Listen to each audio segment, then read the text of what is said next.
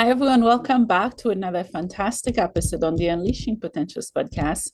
I'm your host, Bernadette, and joining me today is Shatel Peters. How are you? I'm great. How are you doing? Oh, hanging on. No, I'm doing good.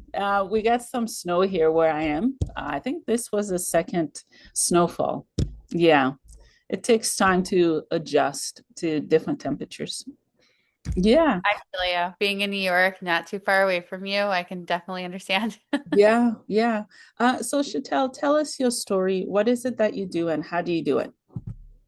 Okay, so my story is growing up, I was a little bit of, not even a little bit, but a lot of bit of the black sheep of the family. And because of that, I was a little bit more outspoken, a little bit more bold than adults in my life would have liked me to be. And growing up with a narcissistic parent, it taught me that my worth is external and it was embedded in me that I needed to be that good girl, do everything right externally in order for me to be worthy. At one point in my life, I genuinely thought that the amount of people in my life was the how worthy I was. So if I had a lot of people in my life, I was really worthy. If I didn't have a lot of people in my life, I was not worthy enough of doing what I wanted to do. So that really created a pretty messed up mindset for me, and I accepted really horrible relationships in my life. I accepted friends that would bleach my clothes and laugh about it, steal expensive things and lie about it. I had this whole scandal. This guy that I was dating at the time spent his hard-earned money to buy an iPod. This tells you how long ago it was. iPads were not a thing then. So we bought an iPod, and one of my friends stole it, and they knew what they were doing to the point where they'd sent typed up letters to my house because I knew if they wrote it, then we would be able to track the handwriting. Mm. And eventually they did return it, but I still remained friends with them. I had another friend that just left me high and dry at the bar when my phone was dead. So I had no way of contacting anybody to go home, still remained friends. Okay. So that gives you a little gist of my friendships. My relationships looked very much the same, where I was in this relationship where there was emotional abuse, there was physical abuse. I had this one guy who when we were dating, he was so horrible to me. And he lifted his hand up to hit me, and I just kind of like crouched down to the ground and he laughed at me. So, because of all of this, I eventually woke up and I was like, this cannot be my life anymore. I cannot live in this way anymore. It was like just so many boyfriends in my life that were so horrible.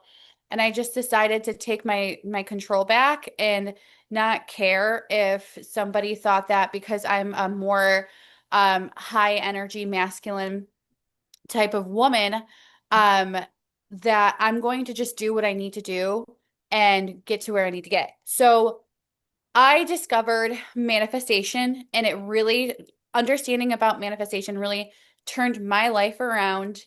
And it got me to be in an understanding place of how your worthiness is always inside of you, and you were born 100% worthy of anything that you want. You don't have to earn it. You don't have to have the right to do anything. Nothing like that from what I was taught, embedded in my skin, in my blood, in my sweat and tears. That is truly what I thought. So I had to do a lot of reprogramming in my brain. And it made me very passionate about helping other women because I see a repeating habit or a repeating behavioral Mhm. cycle of women also feeling other women feeling like this as well, and them attracting very similar relationships that they know they don't want because they feel unworthy. So, being a manifestation coach who helps ambitious women reconnect to their feminine energy to attract their soulmate, or if they're already in a relationship, get more of what they're looking for. It really, since I was able to do it and turn my life around, it really motivated me to help other women to get there as well. I am married and I grew a lot inside my marriage. So people say, sometimes you will hear, you cannot find your soulmate until you are 100% healed yourself. And that's just not true. You can heal within your relationship as well. And finding my husband, I was so grateful to find him, but it has taken a lot of work to get where we are today. And yeah, so just I am a manifestation relationship love coach that helps women, really reconnect with their feminine energy to heal through deep self-love, to find their soulmate, to attract more of what they're wanting in a relationship, and to really take their control back. Mm, that's so beautiful. Thank you so much for sharing. And thank Yep. you for speaking for so many people, so many women that are silenced, that have been through what you've been through or continue to go through very, very hard times and very, very dark season in their lives where they feel that they have to be silenced because if they speak, it depends on who and what situations they're around, they get judgment and criticism. And Yep. yeah, as you were sharing, I'm like, yep, yep, yep, because you're checking boxes of things that I've been through or experienced, especially within my childhood. That's Yeah. right up. Yeah. Yeah, yeah. And it's funny how the universe works. I'll tell you this. Just yesterday, I was recording a video. I felt called to do it, and it's not going to be a pretty one. Not everyone's going to like it, and I don't care, but it's going to serve the right people. What I was talking about was people you should not be friends with. Wow. Full circle, right? Literally, literally. And Full I circle. was breaking it down. I'll release it sometime in the next week or two. I was breaking down different habits, different types of friendships, how they just vacuum the light out of you, and how Yeah. they're not good. And I know when we get rid of people like that, it's like pruning them out. We internalize it and we feel guilty as well, even though we know it's bad for us. Is that something you can speak to? Oh my gosh, yes. I was terrified of losing my friends because, like I was mentioning before, it was embedded in my whole entire being that my friends equaled my worth. Mm, Growing up with someone who was narcissistic, it was it was all environment was insanely important in my family. The environment really, your reputation, how you act, mhm, who you associate yourself with was insanely, it was everything.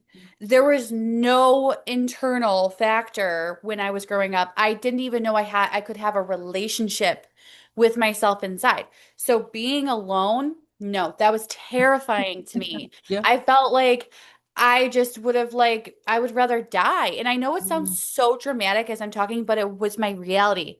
mhm, It was dramatic. It was all or nothing. And mm, it's taken me a really long time to understand the other side of it. mhm, And I'm realizing how many more women are in the place that I was in. I was absolutely terrified to lose my friendships. It took I mean, when did I end half of those friendships? It took I don't think I stopped being friends with the with a friendship group, I'm sorry, mhm. that bleached my clothes and stole my boyfriend's iPod until I met my husband, which was 10 years later. Like I think about it now and I'm like, what the heck? And I still have a soft spot for those people. So it's not like if I saw them out today, I would say hi to them, yes. Mm, But it took me a really long time yes. to walk away. It was terrifying. I really thought that I was gonna lose an arm. if I invite my friends. Yeah. And like I said, it sounds so dramatic, Mm. and I see I see the drama with it, but that was my reality. Yeah, yeah, yeah. Yeah, and you're not alone. And I appreciate you sharing. Thank you. What would you say your relationship with people or friends are now? And most importantly, with yourself? So my friendship with people is very different than what it was. Mm. I used to walk up to pretty much anybody, and if anybody would listen, I would talk. And I would just kind of throw up on them. And I would be like, I was the girl that was called too much, right? I was the girl that was called like dramatic all the time. And I was. I was dramatic. I probably was too much. But I internalized that so much, so then even more embedding into this idea of not being worthy enough to Mm. have what I want in my life. Yeah. And so now I will, I don't do small talk anymore. Mm. I realized how, I don't want to say surface level, what's the word I'm looking for? Like Shallow. how unnecessary, what? Oh, I was gonna say shallow because you were giving Yeah. examples. Yeah. Yeah, like how unnecessary, how shallow like small talk is. Like Mm. if you are not raising my vibration, no offense to anybody, but if you are not raising my vibration, if you are just here to gossip about something, I don't want to be involved. But because of how I grew up, I wanted to be in the gossip. I wanted to be in the knowing because that would show me that I was worthy. Because then they would want me in their friend group and then they would want to like me even more. But that's how it never worked out in that way. So now being who I am today, I see like I'm not going to be involved with with the gossip. If you are not raising my vibration, if you are not helping me be a more confident person, if you are not helping me understand how to be a better business person, I don't need you in my life, and that is okay. So my circle is much, much, much, much more smaller than it has ever been in my entire life, and I am totally okay if I don't hang out with somebody for a while, or if I just stay in my house for a little while and I'm just hanging out with my son and my husband, like Mhm. that is such peace to me. And that was never peace to me before. Before, when I was living at home, it was terrible. It was like I was being tortured having to stay at home. Mm. And I just wanted to be out and I wanted to be in with the knowing and I wanted to feel cool. And now I just don't care about any of that stuff. My inner peace comes first. So if you are not gaining to my inner peace, you are no longer welcome in my circle. Yeah. My relationship with myself is so strong. I am my nervous system, I didn't realize how my nervous system was so shot. It was so high. It was so broken. So I've worked really hard to get my nervous system to a place where it doesn't have to be so dramatic and so protecting all the time. So now I am uncovering these layers of myself that I'm able to see so much more clearly that I wasn't able to see before. So like Yeah. before, I've had like problems with my weight, and it was very traumatizing to me because I was just gaining weight rapidly and it was so stressful. And Mhm. this was maybe 3, 4 years ago. And now I'm like, oh, I'm fine. It doesn't bother me anymore. But that was my nervous system trying to protect me. And if I'm lying to myself, Mm. I cannot see the truth for what it is. Therefore, I cannot heal. So I'm basically walking with blinders on, trying to avoid things, but I can't get through an aisle if I have blinders on. It just doesn't make any sense. You're going to bump into things. And that's kind of how people go through life, is with blinders on, not really realizing the truth. So now, since I've been able to lower my nervous system, I'm able to meet myself again. Mm. So I'm like, you know what? My weight issues actually did really bother me. So now I'm able to take back that control, heal from it, acknowledge it, um, give myself grace and empathy, Yeah. and allow that to let go. I can go more deeper within myself because of how safe I have made my inner soul Mhm. to allow myself to heal more. Yeah, yeah, that's beautiful. Thank you so much for sharing. Thank you. And I love that you've put the work into it. Off most of the time, um, we want results, but we don't want to feel the pain or put the work into it. So I appreciate you sharing and showing people that it is possible. It is doable. Yeah, yeah. There absolutely is. Yeah. Mhm. Yeah. So you're a love coach. I get the word love and then coach. You work with women, I'm assuming, because Yes. you talk a lot about women. So do you help women love who they are, or how does that look like? Walk me through it. So if you are wanting to attract your soulmate, say you are a single woman and you are like, I really just want a relationship. I am so ready to find my soulmate. Or you know that you have found your perfect match and you are inside your perfect relationship and you just are running into some speed bumps. Maybe it's stuff from the past, from before this partner, Mhm. and you need to heal from your past wounds in order to get into a better place in your life. It all starts with you. Mm, Everything starts with you. yeah.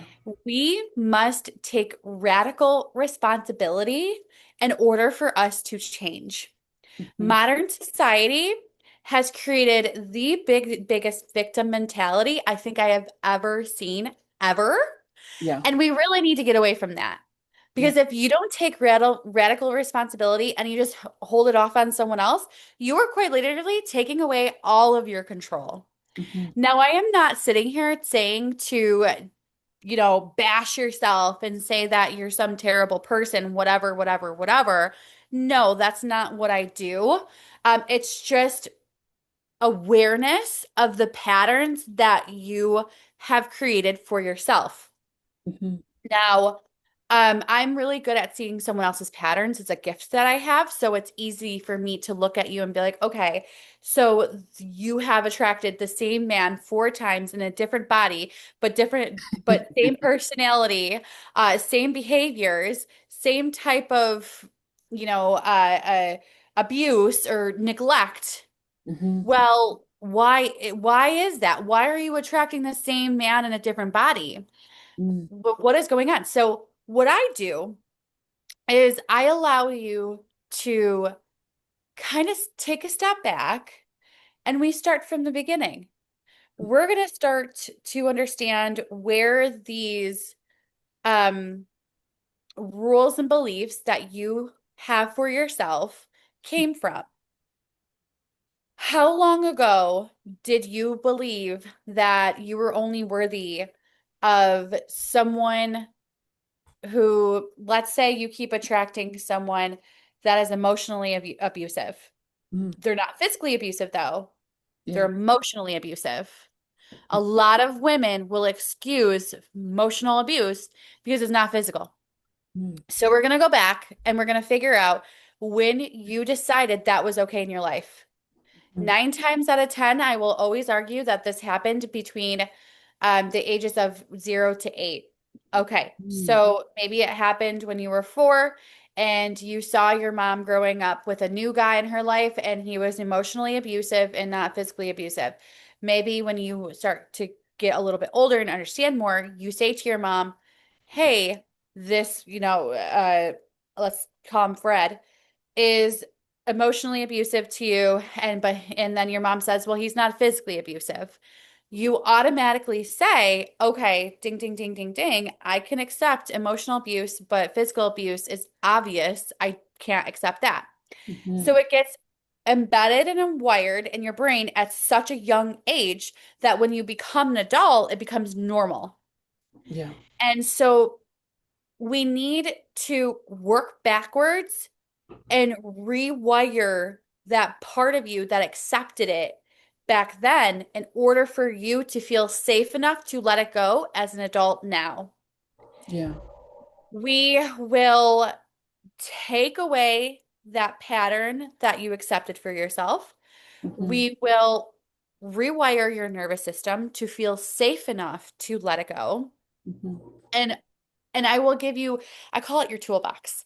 I will help you build a daily toolbox in Mhm. order for you to do things throughout the day to make yourself feel more comfortable and safe. Because what happens is someone will step upon maybe manifestation. They will step upon EFT tapping. They will step upon meditation, journaling, and all of these tools inside their toolbox, right? They do it for a week or two and then they fall off. That is because their body feels unsafe. Mhm. That is because their brain is telling them, ding, ding, ding, ding, ding. This is rewiring in some capacity, and we are not going to stay there. We're going to stay the same, and we are not going to learn something new. So, what do? They go back to their old habits because that's the most safe and comfortable thing Mhm. that is allowed, that is in their life. It's you, and your body doesn't want you to grow. It wants you to stay safe. So I help you remove feeling that that delusion that you are protecting yourself. There's nothing to protect yourself anymore from. Yeah. Yeah. So we work through that, Mhm. get you into a place where you feel safe enough, Yeah. and then you will then be the person to effortlessly attract your soulmate or attract better behavior within inside your relationship. Mm. Excuse me. Every time I'm doing interviews, you guys, my throat, I have to clear it constantly. And then when I'm done doing interviews, nothing happens. Ah, I talked to someone about that. They said when guests are sharing, it's a way of my body releasing something or huh. healing. Maybe the throat chakra is closed and whatever is being shared, there's truth spoken. Okay. Yeah, you're into woo-woo stuff. So you're a psychic medium. I've heard of different types of mediums. I've heard of just psychic and then medium. Can you tell us what are those two for you? What are your gifts? Yes. So psychic meaning I can see in the future, medium meaning that I can speak to people who have crossed over. Mm. Um, I had a really big, powerful spiritual awakening when I was 24. I was sitting on my couch and I was doing tarot card readings with my cousin, and I flipped over a card, and I then was seeing myself as an angel going through heaven's gates. And ever since then, I have been able to speak to people who have crossed over. So I am able to, I've predicted the future several times, Mhm. and I can talk to people who have crossed over for closure for you. When you are speaking to someone who is a self-claimed medium, it is mainly to gain healing for you Mhm. for the situation of how it happened with the person that crossed over. So that's what I do. I provide healing for you. For the future, I provide clarity for you of what may or may not happen. Oh, okay, that's really cool. That's cool. Um, yeah, I love that you do that. Because I know my adoptive mom, I was adopted, she passed. There's no closure because no one told me which hospital, when she passed, where she was buried. I know she's very close to me. um yeah, she's told me through other mediums to not feel guilty about it. That it Yeah. wasn't my fault. Yeah, I didn't do anything wrong. Yeah. Mm. um So have you been able to connect to your loved ones? And if so, in what way? Yes, the first soul that I've ever channeled was my grandfather. And Nice. when I channeled him, I didn't actually believe that it was happening. I thought my mom was lying to me, but he passed away when I was 14, and I channeled him for the first time when I was 19. I went to go see a psychic for the first time. I sat down with her and she said, "You can do what I'm doing. You're going to be stronger than I could ever be."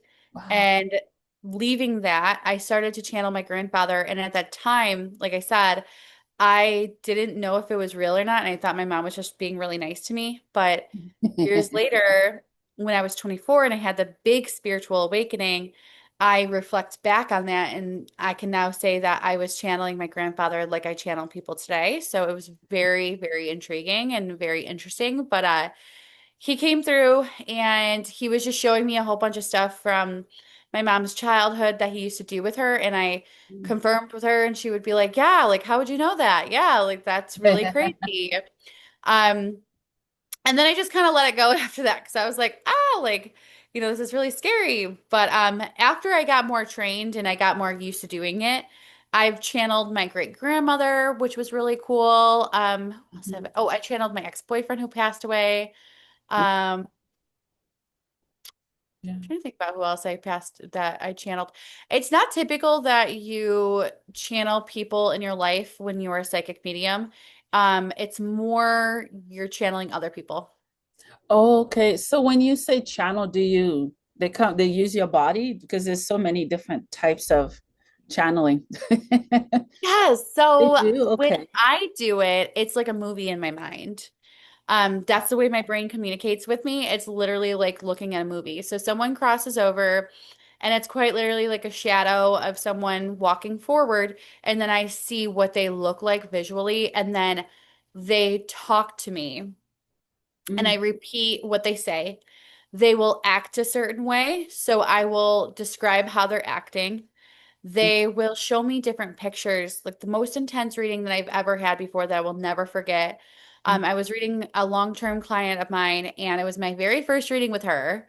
And I had the spirit that took me through a house, and I described the house to her, and she said, "Yeah, that was the marital home that we had together." And I said, "Well, there was a rocking chair," because he took me to a rocking chair. yeah. And she said, "Yeah, that was his chair." And she Mhm, asked me, can you see how he passed away? And I said, sure. So as soon as she said that, he walked me to the backyard and he kept walking and he mhm. kept walking and he kept walking. And I was like, is he a hunter? Like I was in the woods. She's like, no, he wasn't a hunter. And I was like, okay, well, Mm, I'm in the woods. And then all of a sudden I seen a tree and I tell her what I'm seeing. I'm like, I see a tree. mhm, And then I understood he committed suicide. And he showed me how he committed suicide, and mhm. it was probably the most intense thing I've ever seen in my life. And I was just like, that's wild. That's wild. And I'll like a lot of readings that I do, I don't remember because I really allow spirit to take over and kind of use me as a vessel. But that is one I will never forget. Wow. That's crazy. Wow. Yeah. That's really cool. So Yeah. you said you see through your mind. Is it through the third eye? Do you have to kind of close your eyes and go inside and see stuff or? I don't have to close my eyes. Sometimes I do, sometimes I don't. But yes, it is always the third eye. Oh wow, that's so cool. Yeah. Oh, okay. Yeah, I feel stuff. Okay. Right as you're talking, I feel it's like spirit standing behind me. I don't know who they are. I could have an idea, but I Yeah. don't know. Yeah. Yeah. Do you see anything? Don't spook me though. No, I don't. Okay, that's good. That's good. Yeah, yeah. That's really cool. Yeah, I've had visions mostly when I'm sleeping. Okay. Meditations. Yeah, yeah. Okay. That's really cool that you do that though. Yeah, Thank people you. say I can do that too. I'm like, I don't even know how to harness or do any of it. So yeah, Yeah. that's interesting. Yeah. I was all strapping boots for me and DIYing for a while until I Yeah, could get my grounds under. Yeah. yeah. Have you had some experiences that have frightened you? With my readings. Yeah. Yeah. Have you had some scary experiences? Yeah, so the one that I just told you about, that was definitely my scariest reading. Ooh. I've never channeled like a devilish spirit before. Oh. So I've never had an experience where I felt like I was channeling like a demon type energy. Every time I channel, it's always been like a positive energy. Although actually one time this year actually Hmm. um it wasn't a devilish energy, but I was reading this girl that was so depressed. Ooh. Um So we have different levels. We have level one, basically I don't even know how to not level dimension. Dimension one, dimension Yeah. two, dimension three, dimension four, dimension five. I think That's where we're my in three, right? yes. Okay. My brain goes up to five, or my brain like can comprehend five, but it is hard for me to comprehend like further than that, although we Yeah. have more to that. Yeah. Yeah. When you're in dimension one, you can see things called like shadow people. Mm. And Yeah. they are figures that look like humans, but they're shadows. Mhm. And hold on just a second. I have to cough.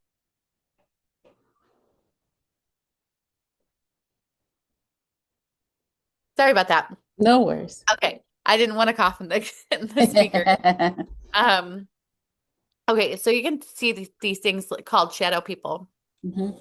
and they're silhouettes of black people, like black figures, and they kind of just like you see them in the middle of the night and they'll like dance around your room, and then once they see that they see you, they'll just fall into whatever furniture that is next to them.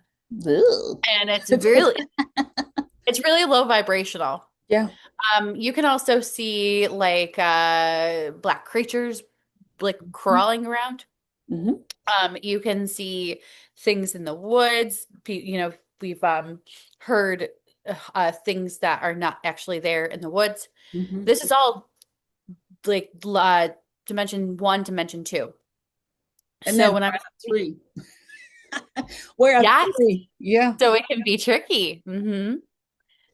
So, but level two isn't like level one is like more, more deep. Level two isn't as deep. But Mm. anyway, so I'm reading this girl and she's very, very, very depressed. And this is what happens when you don't take radical responsibility. You can't get yourself out of your own way. Mhm. So I'm reading her and I'm just letting her know like what I'm seeing about, how it's really sad what she's experiencing and it's just very depressing. And I could just tell by what was happening. It was almost like her eyes went glossed over Ooh. because she didn't want to hear what I had to say. And Uh, in a sense, like that is to me, that is very scary because I don't want someone walking away mhm. um and like putting a curse on me or like being so angry with me because of what I'm telling them.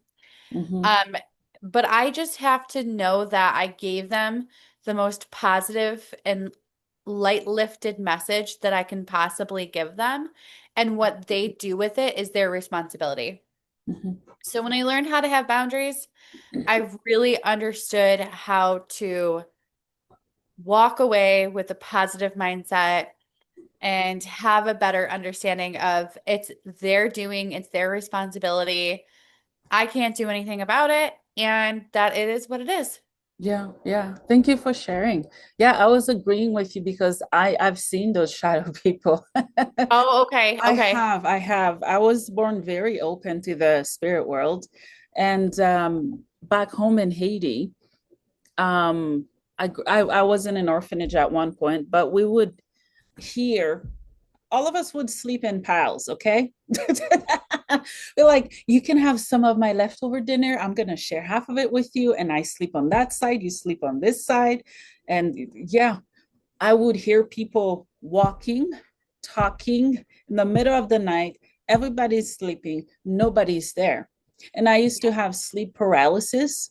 Oh, Up to this day, I sleep on my stomach. And I can't even describe it. Through the paralysis, I would see very tall figures, at times more than one, in the room. They're either staring at me or doing whatever to me. I cannot move. yeah, yeah. And one of the That's worst terrifying. feeling was, oh, how do I describe it? It's like having something heavy on your body. Mhm. It presses you down. You can't even move. So I've had some pretty dark stuff happen. Yeah, but I love that you said boundaries. That's what I do also. I don't experience any of those because once you know who you are, Mhm. you know how to set boundaries. You're like a light in all the darkness. They have to go around and they feed at people with lots of depression. Like that's why Exactly. they vibrate with it and that's why they go.